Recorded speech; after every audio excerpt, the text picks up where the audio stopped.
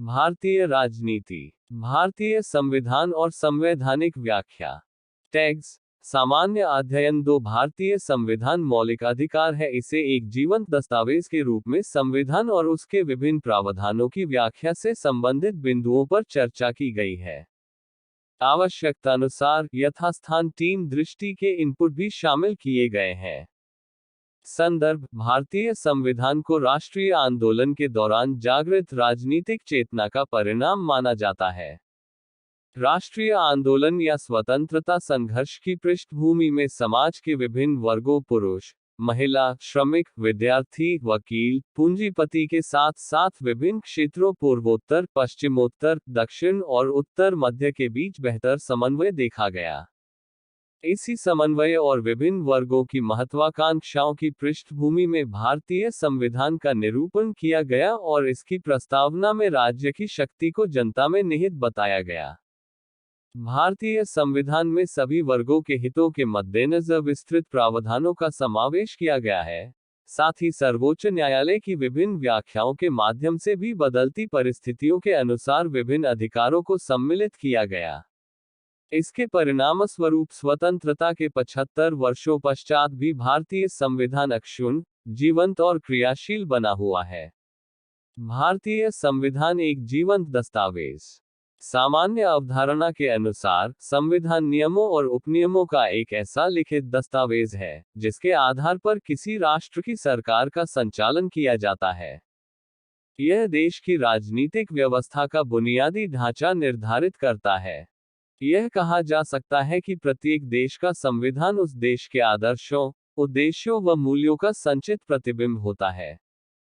संविधान एक जड़ दस्तावेज नहीं होता, बल्कि समय के साथ यह निरंतर विकसित होता रहता है।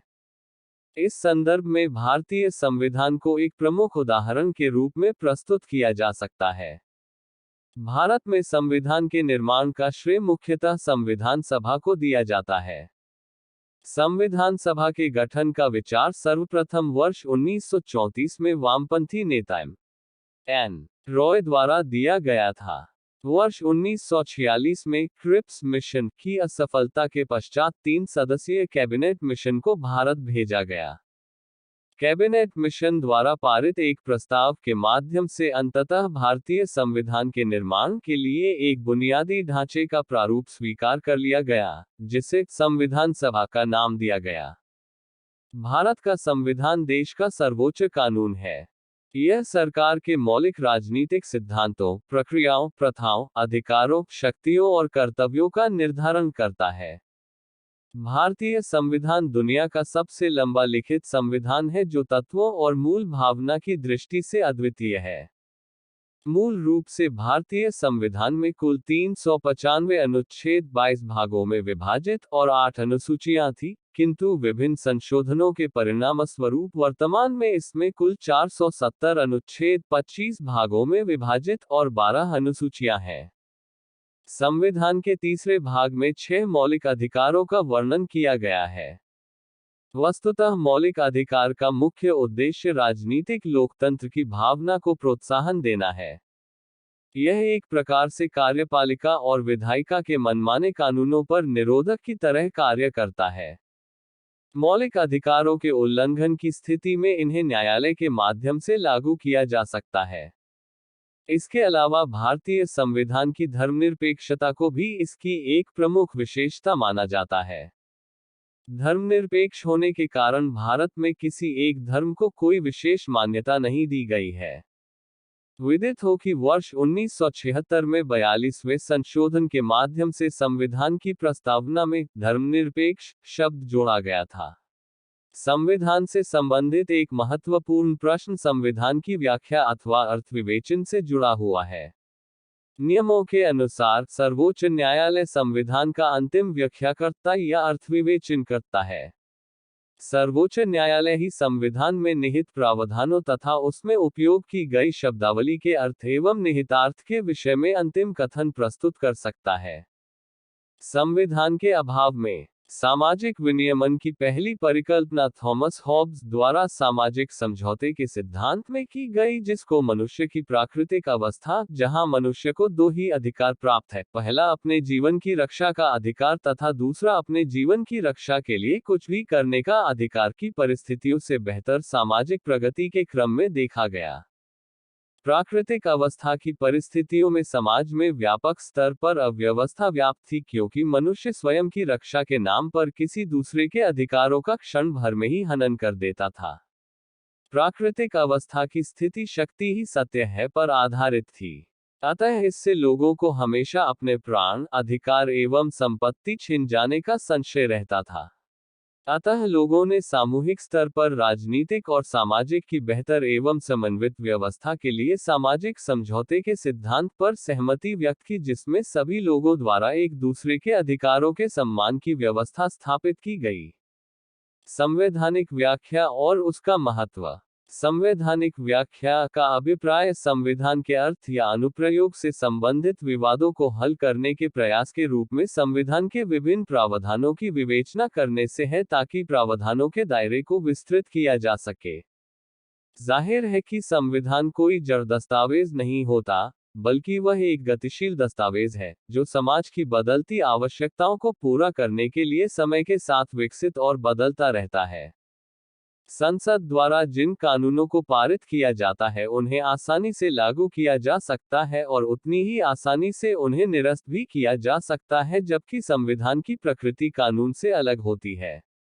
संविधान का निर्माण भविष्य को ध्यान में रखकर किया जाता है और उसे निरस्त करना अपेक्षाकृत काफी कठिन होता है। इसीलिए मौजूदा परिस्थितियों के अनुसार इसकी व्याख्या की जानी आवश्यक होती है।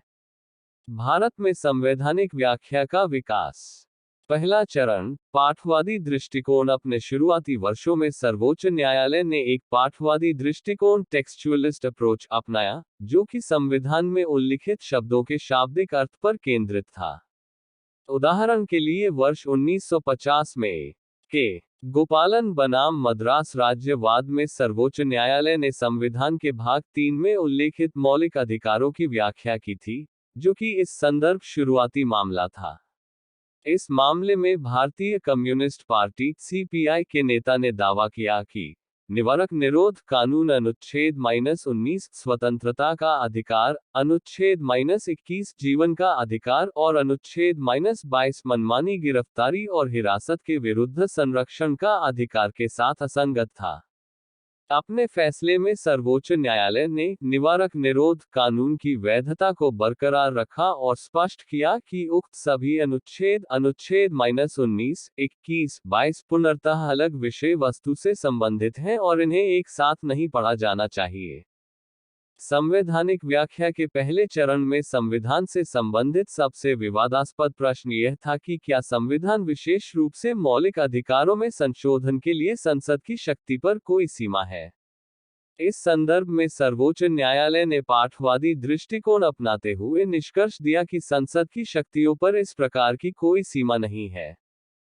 दूसरा चरण, संरचनावादी दृष्टिकोण। दूसरे चरण में सर्वोच्च न्यायालय ने व्याख्या के अन्य तरीकों की खोज शुरू की और धीरे धीरे संवैधानिक व्याख्या हेतु शाब्दिक अर्थ पर केंद्रित पाठवादी दृष्टिकोण का स्थान संविधान की समग्र संरचना और सुसंगतता पर केंद्रित संरचनावादी दृष्टिकोण स्ट्रक्चरलिस्ट अप्रोच ने ले लिया। वर्ष 1973 के केशवानंद भारती बनाम केरल राज्यवाद में सर्वोच्च न्यायालय ने स्पष्ट किया कि संसद की संविधान में संशोधन करने की शक्ति के तहत संविधान के मूल ढांचे में परिवर्तन नहीं किया जा सकता। इसके पश्चात वर्ष 1978 में सर्वोच्च न्यायालय ने मेनका गांधी बनाम भारत सरकार वाद में वर्ष 1950 के गोपालन मामले के अपने फैसले को ही खारिज कर दिया। इस मामले में जीवन के अधिकार अनुच्छेद -21 को और अधिक व्यापक रूप दिया गया तथा स्वच्छ हवा, शीघ्र विचारण और मुफ्त कानूनी सहायता जैसे अधिकारों को भी इसमें शामिल किया गया।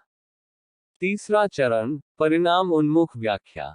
संवैधानिक व्याख्या के तीसरे चरण में सर्वोच्च न्यायालय का व्याख्यात्मक दर्शन अधिक परिणाम उन्मुख हो गया और सर्वोच्च न्यायालय ने वाद से संबंधित विभिन्न मुद्दों पर गहनता से विचार करने के अपने दायित्व की पुनर्तः उपेक्षा की। इसका एक मुख्य कारण यह था कि सर्वोच्च न्यायालय, जिसकी शुरुआत 8 न्यायाधीशों के साथ हुई थी, में अब 31 न्यायाधीश हो गए थे और लंबित मामलों की बढ़ती संख्या के कारण मात्र 2-3 न्यायाधीशों की पीठ का गठन किया जाने लगा, जिससे न्यायाधीशों के मध्य वैचारिक मतभेद उत्पन्न होने लगे।